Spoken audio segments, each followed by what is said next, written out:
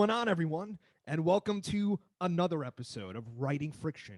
And as always, today's guest is pretty cool. Everyone say hello to Hala Alyan. How are you, Hala? I'm good. How are you? Not too bad. It looks like you're bunkered down in an apartment along with me. I'm in a new apartment. I don't know if you're in a new apartment, though.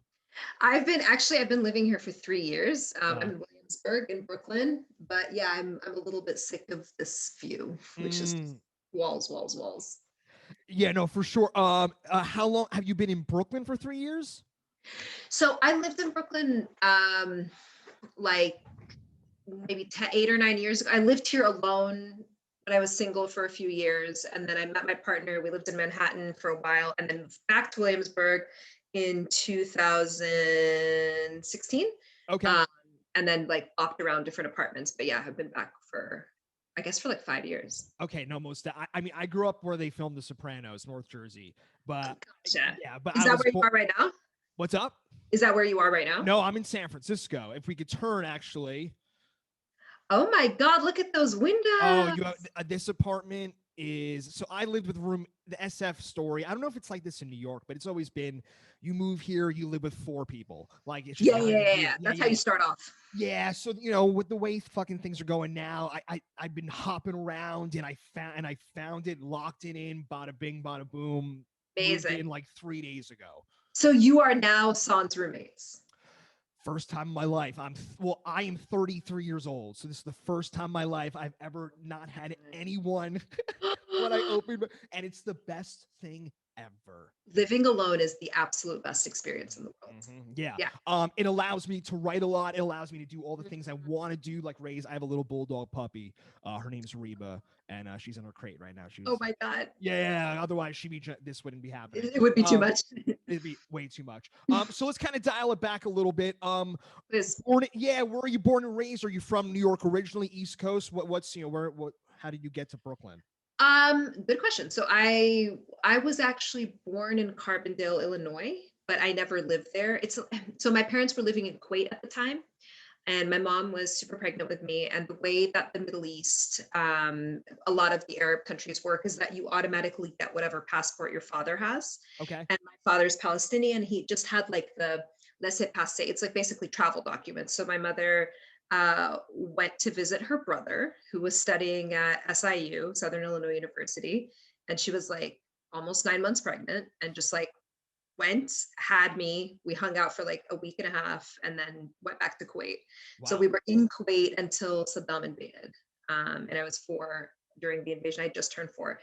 And then from there, we like went and stayed in Syria for a little bit. And then my parents sought asylum in the States and we lived in Oklahoma and Texas, and then back to Oklahoma, and then we lived in Maine for a year, and then just super random, It's like the Oregon Trail. Correct. super random. Yeah. Well, correct me if I'm wrong. Saddam, you said invaded. That's 91, early That's 90s. 1990, yeah, Okay. Yeah. yeah, Most yeah, definitely. Okay. yeah, I'm a 1990, history buff.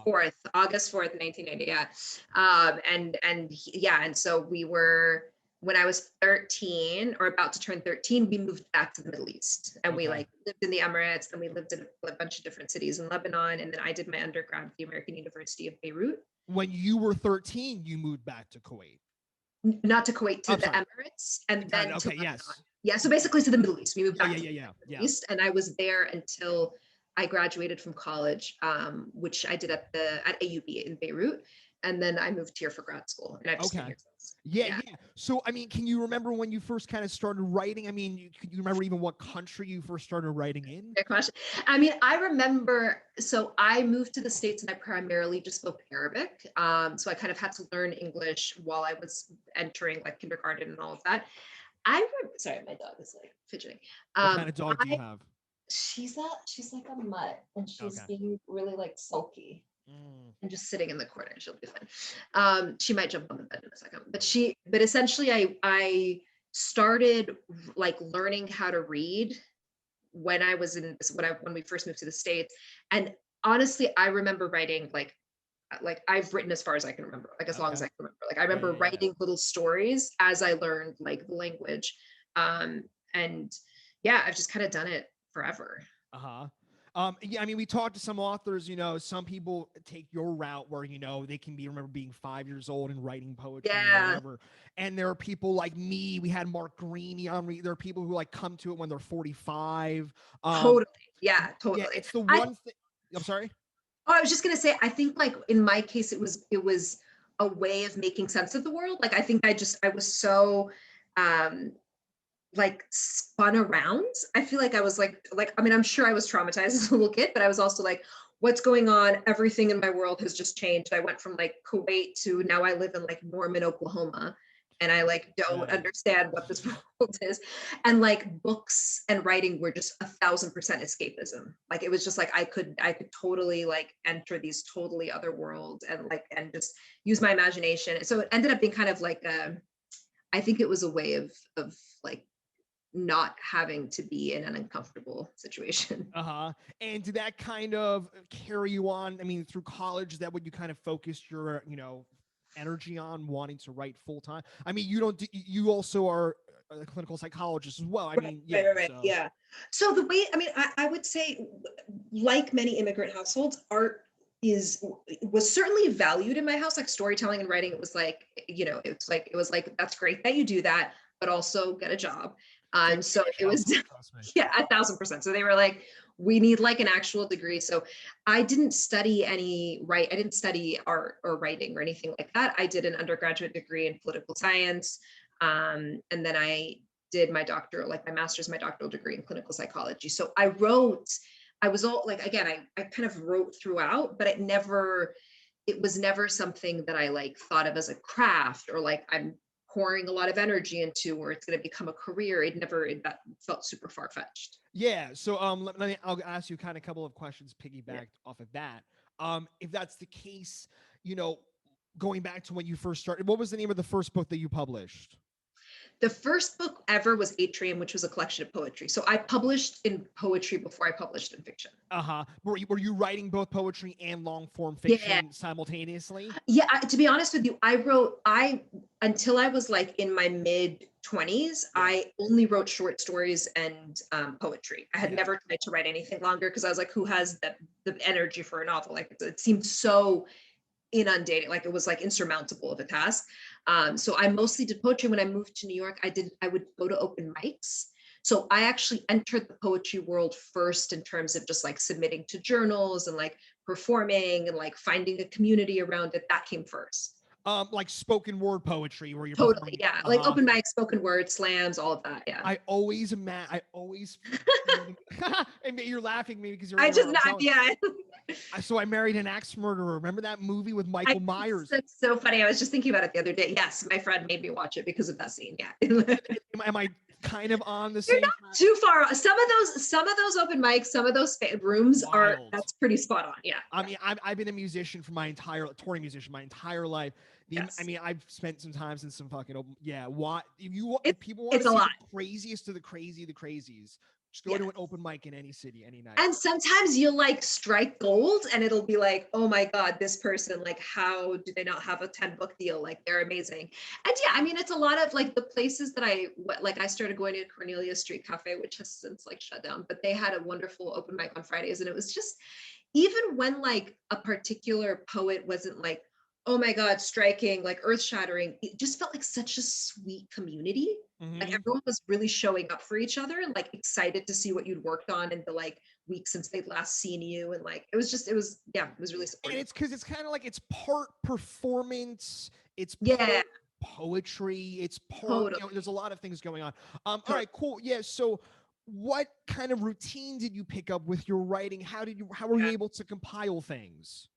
So the poetry, I've never had I mean, I'm gonna now curse myself and never be able to write poetry again. But for the most part, poetry has always been a relatively like I won't write it for months, but I never worry about it. When I feel motivated, I'll write. Like poetry, I can wait for inspiration. Fiction, I personally can't wait for inspiration because I'll never do it. Same It here. can be You so gotta tedious. You just gotta, it's like ass and chair. Like there's really not, it's like you just gotta sit down Do it. and you got to fucking do it. There's Yeah. kind of no glamour to it, and there's no secret to it. You just have to sit down and do it. So I set up a ritual that I actually still do when I was, again, in my mid-20s. I was working on my dissertation, and I started working on what would become the first novel, which was Salt Houses. And I started doing 30 minutes a day. And that Okay. was like, so to this day, I do 30 minutes a day. You and I are the same kind of personality. I don't know. Whatever That's it is, I have to do it because Got it's, to do it. got to do it. You got to do it. You know what it is? You have to take the things about you that are like a little bit quirky and maybe it's slightly dysfunctional and like make them work in your favor. So I can be really obsessive and I can be kind of like, I have these things I can get like a little bit addictive. And so I'm just like, okay, I got to channel that and put that obsession and like addiction into like 30 minutes a day. I have to do this. I have to do this. I'm like, well, there's worse things I could feel preoccupied with doing. Yeah, yeah. And I mean, are you the kind of person can you do those 30 minutes anywhere, like in a coffee shop, Doesn't doing matter. laundry? Doesn't make Yeah, a it doesn't difference. matter. I just need to do the 30 minutes. Yeah. And actually I've even opened it up in the last few years of like, it can be nonfiction or it can be fiction, but it just has to be longer form prose because Yeah. those require discipline and they require kind of a daily practice, at least for me. Well, what are your, I mean, since you kind of dabble in a couple different things, what are your thoughts on, we've had different opinions about this. Mm. Working on multiple projects at a time. I'm the kind of person like I'm about to finish my first full novel. It's done. It's done. It's done. Yeah, Congratulations. yeah. Thanks. Yeah, I mean that's pretty much why I started this podcast was to That's motivate amazing. myself. Yeah, thank you. My first book got published a year ago, a novella set in Jersey Gotcha. City, boxing Love it. gym. Love And it. it got released 2 weeks before the world shut down. So it was kind of like, well, that didn't happen. Oh So no. yeah. But what I want to ask you was, I'm the kind of person I can work on 3 novels at a time. Mhm. I call it the Danielle Steele way. I don't know if you know her.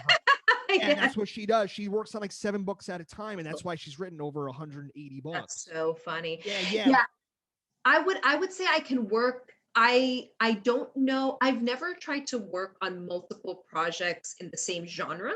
Like I've never tried to work on 2 novels at once, but Yeah. I definitely currently like there's a nonfiction thing I'm working on, there's a fiction thing I'm working on, and there's poetry that I'm working on. So I actually find that having different genres to work on end up being kind of palette cleansers.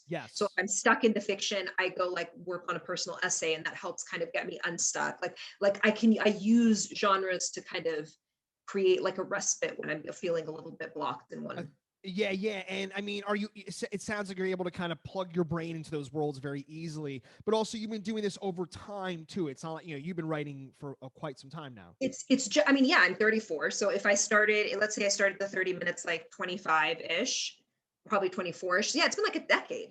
So if you do, I mean, think about doing anything every Exactly. single day for a decade. Like it's just, you've just built a habit. And now my brain can go from like in that space of, okay, I have 30 minutes to get into the story. Okay, now the 30 minutes are done, go back to your life. Next day, do it again. Like I like know a lot of people that are like, how can you write a book? Well, just 30 minutes a day. And it's like, you just do it. Like you just like get in the, it's so much of this is just habit formation. Like our brains are so stupid, truly. And if you just do something over and over and over again, and this is in the direction of like things that aren't great for you and things that are adaptive, you'll by one day you'll wake up and you'll be like, well, it feels weird if I don't do 30 minutes today because I've developed that habit.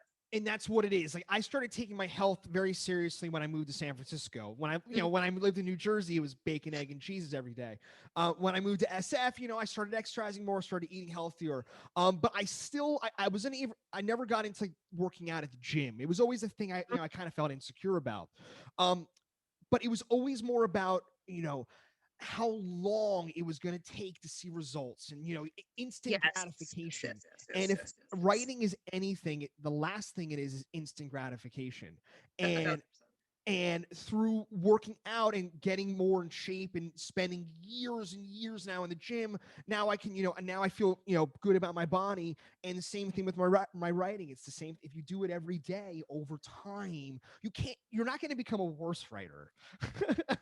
It can't hurt. Like it's not going to hurt to have, and it's also, I think it also signals back to you. Yeah, I couldn't agree more. Like it's not, it's at some point it signals back to your brain that this is something you do. Like, you know what I mean? Like I think the thing I hear people like get really stuck on the most, and if I'm not writing, I tend to be out of sorts. It doesn't feel right. Like even if things, there was this great quote by Jennifer Egan, I'm going to butcher it, but it was essentially like when my writing is going well, even if things in my life aren't, it still makes it easier. And when the writing isn't going well or I'm not doing it, it kind of doesn't matter how amazing things are in my personal life. And I think that there is some truth to that, where like there's something about doing something, like having a practice daily, where you can at the very least at the end of the day be like, I'm a writer, because you know what, I write every day. And even if some of those 30 minutes are absolute trash, and many of them are absolute trash and will never find their way in any final product, it's still, you're still keeping that muscle going, and you're reminding yourself that this is a process, that there's a reason you're doing this. I feel like that kind of like daily reminder of why you're doing it is really important. Were you a fan of A Visit from the Goon Squad? I was. Yeah, I it was. That was that when I love read that book, I hadn't read a book that style before. Yeah, it was definitely, the structure of it took me a minute to get into, but I am such a fan. I haven't read her latest one. I don't forget what it's called. Manhattan Beach. I didn't read Yeah, Manhattan. she's gonna. I think she's coming on the podcast in a couple months. But when she does, I'll make sure I name drop you, because you quote. I'll name drop you. Oh my God, Yeah, please. yeah, that'd be dope. Sorry, I lost my. Yeah, but yeah, again, you do everything. You know, if you do 100 push-ups every day, you're gonna get in shape. So yeah, it's Exactly. some authors we talk to. You know, again, this podcast is blowing my mind, because I'm the dude who came from it the backwards way. I've been playing in bands. I've been a reader my whole life, and it was the kind of thing. Well, why, if someone else can do this, why can't I as well? And that's why I started writing a couple of years ago. But now that I'm like, writing has kind of taken over the music part of my life. Sorry for all the hand signals. I love And it. yeah, but now that the writing has taken part, it's the same thing. If I don't do it every day, and if there's 7 days in a week, let's say 3 of those days are good. If you're lucky. Those 3, one of them's really good. If you're lucky. Yeah, totally. You know, but I can go to sleep every night knowing I did it. That's it. And also, and again, this idea of like, what are we doing this for? Are we just doing it to have books on shelves with our names on them? Honestly, if like that's why a person's doing it, I feel like there are easier ways to get your like rocks off. Like this is not like Make your like own it's t-shirt. not an easy process. Yeah. And so it's like, I don't know. I think people who are in, like, I don't think most people are into writing for like fame or money or anything like that. And if they are, they're ill-advised. It's like you're doing it because there's something about the process that, even though a lot of the time it can feel like you're banging your head against the wall, or you can't like unknot a plot twist or whatever, there's still something magical about this process. And I just like the idea of getting to tap into that, even if, like you're saying, in a particular 30-minute session, even if only for a minute or two, I get that flow state and I'm like, oh yeah, that's fun. I didn't even know I was going to write that sentence. Like, what a great reminder of why this matters to me. And again, at the end of the day, like you're saying, you know, you're gonna do it because you want to do it. You know, it's time for my day, but at the end of the day, that 30 minutes, what else would I really? I'd much rather be writing than watching another Netflix show, Totally. or doing the myriad of things that I can do in my life personally to waste my time. Totally. And at the end, I was just gonna say that one thing that's been like really helpful lately for me. So I have a similar, like I similarly have to drag my feet to get myself to do the 30 minutes sometimes. And it's in the same way that I have to make myself meditate every day, where I'm like, oh, I gotta meditate, I gotta write, I gotta whatever.